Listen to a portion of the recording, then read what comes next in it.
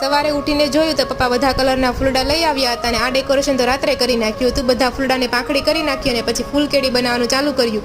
આ વેલકમ રૂમાલ તમને કેવો લાગ્યો જરૂરથી કોમેન્ટ કરજો. ફૂલ કેડી બની ગઈ અને પપ્પા સાથે શિરામણ કરવા બેસી ગઈ અને મમ્મી રોટલી બનાવતા હતા. પછી હું અને સંદીપ, સોનલ અને ઋષિને તેડવાઈને ઘરે પહોંચી ગયા. બંને માણસોએ કપડાં મેચિંગ કર્યા અને ઋષિ વાંહે સૂતો.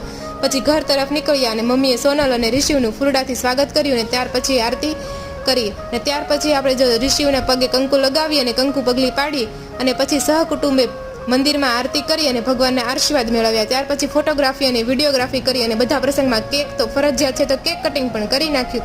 અને પછી જો મેં ઋષિઓને રમાડ્યો અને તેઓ મસ્ત મજાનો રમતો હતો. પછી મમ્મી અન્નપૂર્ણા દેવી બનીને રસોડું સંભાળી લીધું અને મેં સફાઈ અભિયાન ચાલુ કર્યું અને બધા ફૂલા કોથળીમાં ભરી દીધા. અને પોતા મારવા એ તો જન્મસિદ્ધ અધિકાર છે, હું જ પોતા મારીશ.